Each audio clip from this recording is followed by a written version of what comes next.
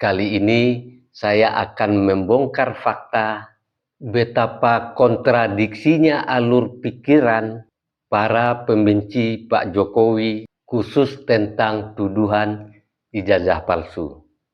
Sebentar lagi saya bahas. Bismillahirrahmanirrahim.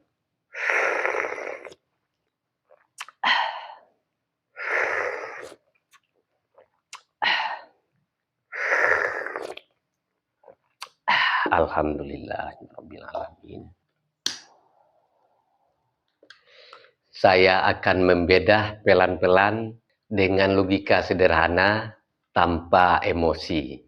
Nomor 1, kontradiksi paling dasar, semua disetir, tapi tak pernah selesai. Mereka berkata, aparat hukum disetir, kampus disetir, negara disetir, media disetir. Namun pertanyaannya sederhana sekali. Jika benar semuanya disetir, kenapa kasus tuduhan ijazah palsu yang sangat sederhana ini tidak selesai-selesai dari sejak lama?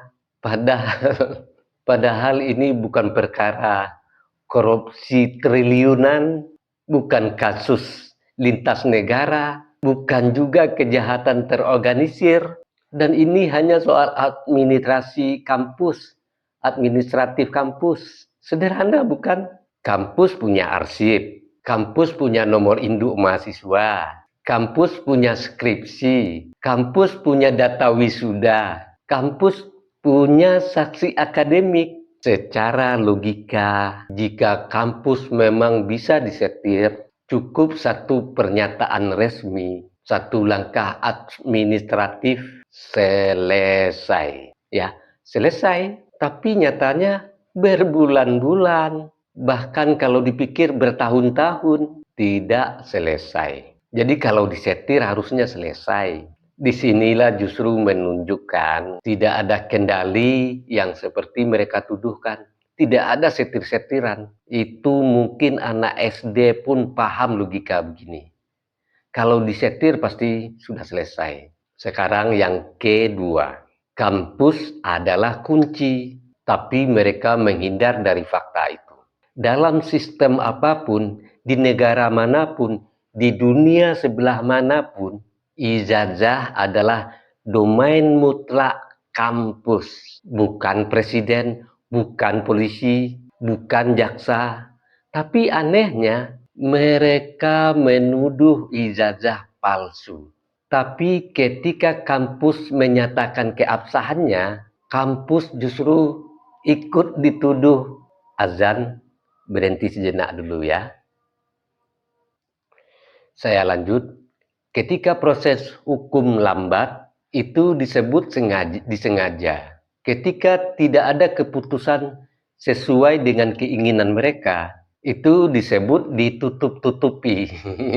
Di sini tentu kita akan mengerti, ini bukan lagi cari pembenaran, ini bukan lagi cari kebenaran, ini keinginan agar tuduhan itu tetap hidup, bukan agar fakta ditemukan. Sekarang nomor 3, orang besar di balik layar. Saat Pak Jokowi berkata, ada orang besar di balik tuduhan ini, para pembenci langsung berteriak, buktikan, sebutkan namanya. Padahal secara logika, isu ini tidak sama sekali memberi manfaat kecuali politik. Tidak ada keuntungan hukum, tidak ada manfaat akademik, tidak ada kepentingan publik mendesak. Jika ini murni kekeliruan administratif, pasti sudah selesai sejak lama.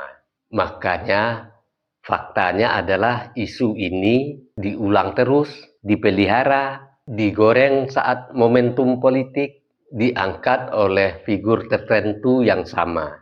Nah, justru ini menguatkan bahwa adanya agenda dan aktor yang berkepentingan. Sederhana bukan? Orang besar tidak selalu hadir di depan kamera. Seringkali mereka cukup hanya meniup isu, lalu bersembunyi di balik kerumunan yang marah.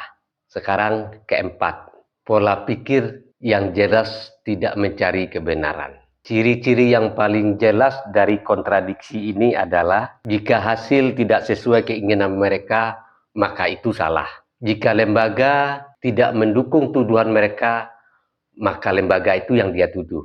Jika waktu berlalu tanpa bukti, dianggap konspirasi. Jika diminta logika, dibalas dengan emosi. Ini bukan skeptisme sehat, ini prasangka yang dipelihara.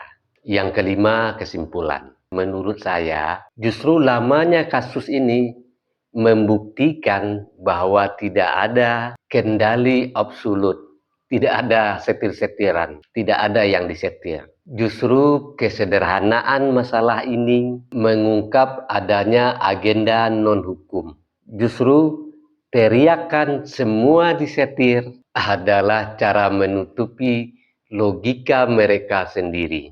Dan benar, jika tidak ada agenda politik dan tidak ada orang besar di belakang semua ini, urusan remeh seperti ini sudah lama selesai. Namun karena isu ini lebih berguna untuk menjadi alat serangan daripada soal kebenaran, maka ia disengaja dibiarkan hidup.